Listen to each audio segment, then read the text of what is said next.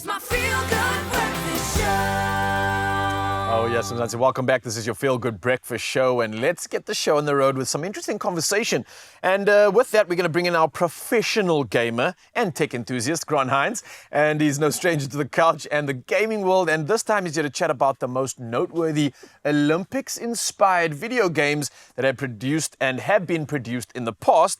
And an interesting debate going down here. We're going to be chatting about the exciting inclusion of esports in the 2025 Olympic Games. That's around the corner. That's next year. I'm here to find out more about this. This is crazy stuff. Getting you excited, clearly. Yes, as well. yeah. Look, it's been a long time coming. I think there's been a huge drive to get esports into the Olympics. Yeah. And obviously, Olympics has been a big part of video games for like ever. Yeah, we've had obviously games and reiterations that have connected to the Olympic Games, like some Olympic Games. We've had games where you can run track and field, etc. But we're talking about something a little bit different here. We're talking about games that are testing a lot in terms of your hand-eye coordination, timing, strategy, etc. This is crazy stuff to me to understand that this could be an Olympic sport. Why do you think this is exciting for gamers? Because it's not like we're just talking about gaming and sport. We're talking about breaking a narrative about our parents complaining to us about stop playing games, get a real job. The world is changing here, right? So there's a lot about video games that's actually very similar to the Olympics, is that you want to be the best of the best. The Olympics is the best athletes in that particular discipline, whether it's like we were talking about airsoft rifles or whatever the case is. Play pigeon shooting. Play pigeon shooting. Whatever the case is, you want to show the world that you're the best, right?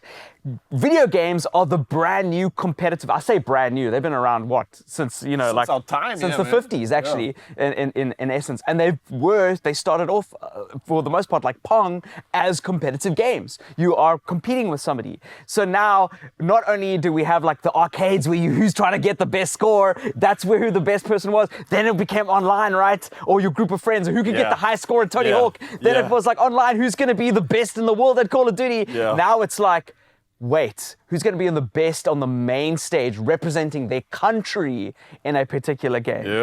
So it's the same genetic material that just makes sense. So it was a unanimous vote by the Olympic Committee, by the way. Like all countries were like, yes, let's do it. It was unanimous. Okay. And it's going to be, we don't know what games they've selected as of yet, but it looks like it's going to be Rocket League or Street Fighter, or Rocket League and Street Fighter. And Fortnite. Those were the ones. Way. Street Fighter. Are you serious, bro? Yes. So this is like tapping into childhood skills that have been developed for years and years. How many people watching this at home grew up playing Street Fighter on a corner store I've got and now can compete in the Olympics? How cool? What timeline is that? I'm thinking all my boys at home, some of them listening right now, and I know that they could rep South Africa, are like, whoa. Yeah, you think they can rep South Africa because they're the best in their corner store. Wait till they take on the world. This is the beauty of it, I think. And we were talking about the fact that, listen, sports are becoming progressive. We have this inclusion of things like rock climbing, breakdancing, surfing.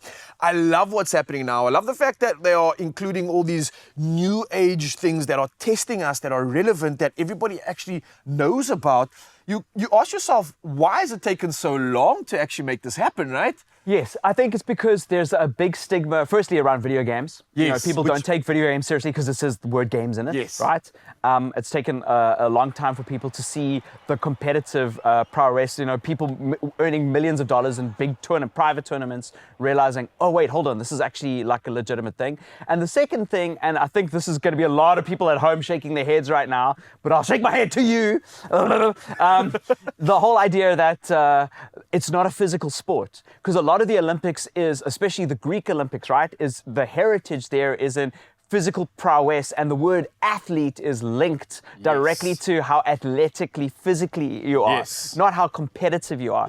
But we have seen, I want you just off the top of your head to name a couple of non-physical sports at the Olympics. The air rifle one we just spoke about, man. Right? Literally, yeah.